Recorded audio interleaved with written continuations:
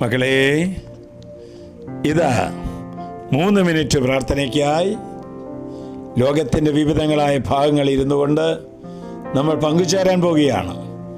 ഒറ്റ മനസ്സോടെ പങ്കുചേരാൻ പോവുകയാണ്.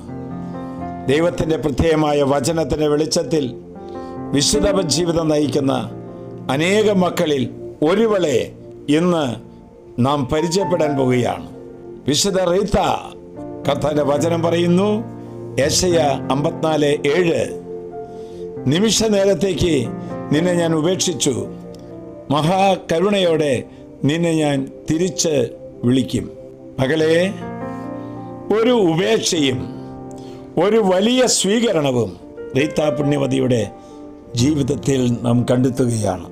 ഇങ്ങനൊരു ജീവിതമുണ്ടോ? റീത്ത ഒരു ഭാര്യയാണ്, ഒരമ്മയാണ്, ഒരു വിധവയാണ്, ഒരു സിസ്റ്ററാണ്. ലാളിത്യം, അടക്കം, അനുസരണം, ത്യാഗം, ശുദ്ധത എന്നീ പുണ്യങ്ങളുടെ വിളനിലമായിരുന്നു വിശുദ്ധ റീത്ത. റീത്തായുടെ ദാമ്പത്തിക ജീവിതം ഹ്രസ്വമായിരുന്നു, സുഖകരമായിരുന്നില്ല. 2 മക്കളുണ്ടായി. ഭർത്താവിനെ വിരോധികൾ കൊന്നുകളഞ്ഞു. മക്കൾക്ക് പിതൃഘാതകരോട് പ്രതികാരം ചെയ്യാൻ അവർ തീരുമാനിച്ചു. അമ്മ പ്രാർത്ഥിച്ചുകൊണ്ടിരിക്കുന്ന വേളയിൽ റീത്ത പുണ്യവതി ഇങ്ങനെ പ്രാർത്ഥിച്ചു, എൻ്റെ മക്കൾ കൊലപാതകം ചെയ്ത് ആത്മാവിനെ മലിനപ്പെടുത്തുന്നതിനേക്കാൾ മുമ്പ് അവരെ നീ തിരികെ വിളിക്കുക. ആ വർഷം തന്നെ സ്വർഗത്തിലേക്ക് 2 പേരെയും എടുക്കപ്പെട്ടു. എല്ലാം നഷ്ടപ്പെട്ട റീത്ത സന്യാസ സഭയിൽ ചേരാൻ തീരുമാനിച്ചു. പലരും നിരസിച്ചു. എന്നാൽ വിശുദ്ധ സ്നാപ യോഹന്നാന്റെയും വിശുദ്ധ അഗസ്റ്റിന്റെയും മാധ്യസ്ഥതയിൽ ഒരു മഠത്തിൽ ചെന്ന് അവളെ അവിടെ തീക്ഷ്ണമായ പ്രാർത്ഥനയും വിശ്വസ്തയായിരുന്നു. പീഡാനുഭവത്തിൻ്റെ ഒരു ഭാഗ്യം എനിക്ക് തരണമേ എന്ന് അവൾ ഈശോയോട് പ്രാർത്ഥിച്ചു.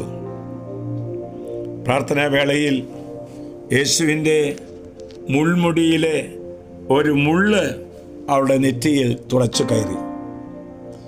മരണം വരെ ആ മുറിവുണ്ടായിരുന്നു. മരിച്ച സമയം പരിസരത്തെ പള്ളിമണികൾ താനെ മുഴങ്ങി. റീത്തായുടെ ശരീരം ഇന്നും അഴുകാതെ ഇരിക്കുന്നു.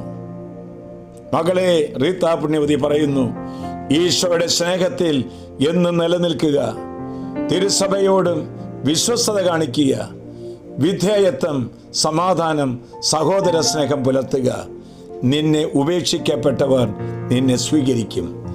ആശ്വാസപ്രദമായ രാത്രി, പ്രതീക്ഷാനിർഭരമായ പ്രഭാതം, സൽപ്രവർത്തികൾ നിറഞ്ഞ ദിവസം നൽകി നാം എല്ലാവരെയും അനുഗ്രഹിക്കട്ടെ. എല്ലാവരും ഇത് ഷെയർ ചെയ്യുക. നമ്മുടെ കർത്താവ് ഈശോ മിശിഹായുടെ കൃപയും പിതാവായ ദൈവത്തിൻ്റെ സ്നേഹവും പരിശുദ്ധാത്മാവിന്റെ സഹവാസം ഉണ്ടാകട്ടെ, ഇപ്പോഴും എപ്പോഴും എന്നേക്കും. ആമേൻ.